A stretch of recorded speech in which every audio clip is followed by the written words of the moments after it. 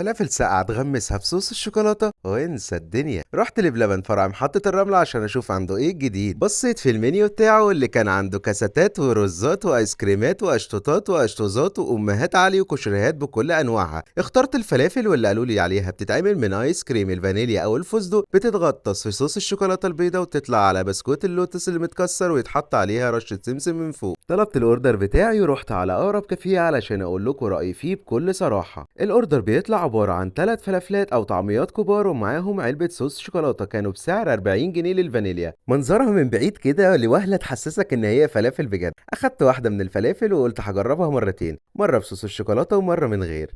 اول قطمه ليا كانت بصوص الشوكولاته، اخدتها وسميت الله علشان اجرب واقول لك رايي. وكان عندي فيها مشكلتين، اولا اني مش بحب الايس كريم فانيليا قوي، وثانيا ان انا اتاخرت في التصوير حوالي ربع ساعه بعد الاوردر، فكان الايس كريم الفانيليا اللي جواها سايح جدا. مش عارف اذا كانت هي اصلا بتكون سايحه كده في الطبيعي ولا لا، غير ان ايس كريم الفانيليا نفسه كان خفيف جدا. يا ريت لو حد جربها يقول لنا في التعليقات هل الايس كريم فانيليا بيكون فعلا طعمه خفيف ولا لا. اما الطبقه الخارجيه ودي عندي ليها تعليقين، والاتنين بصراحة حلوين. أولا طبقة الكريسبي اللي مدياها شكل الفلافل واللي هي صوص الشوكولاتة البيضاء مع بسكوت اللوتس المتكسر، مدياها طعم حلو قوي. تاني حاجة سمسم الحلواني اللي مش متحمص برضه مديها طعم جامد جدا. رحت تاني يوم فرع ميامي علشان ادور على الطعمية اللي بيكون جواها ايس كريم الفستق عشان اقارنها مع الفانيليا اللي كلتها امبارح واقول لك رأيي مين فيهم احسن وتستاهل ان انت تشتريها. طلبت نفس الاوردر 3 طعميات فستق بسعر 65 جنيه، وده كان شكلهم. وطلع لي برضه علبة صوص شوكولاتة، بس حسيت ان العلبة دي كانت كميتها اقل من اللي فاتت. هجرب دلوقتي برضه الفلافل واقول لكم رأيي فيها بكل صراحة. نفس الموضوع، هاخد قطمتين، واحدة بصوص شوكولاتة وواحدة من غير صوص شوكولاتة. بسم الله. طعم ايس كريم الفستق كان عاجبني جدا، وده كان شكلها من جوه. الايس كريم كان متماسك، بس ده عشان ما غلطتش غلطة المرة اللي فاتت وحطيتها في الفريزر شوية قبل ما اصور. هناخد القطمة التانية بس بصوص الشوكولاتة ونسمي الله. كانت رهيبة، دوبتني.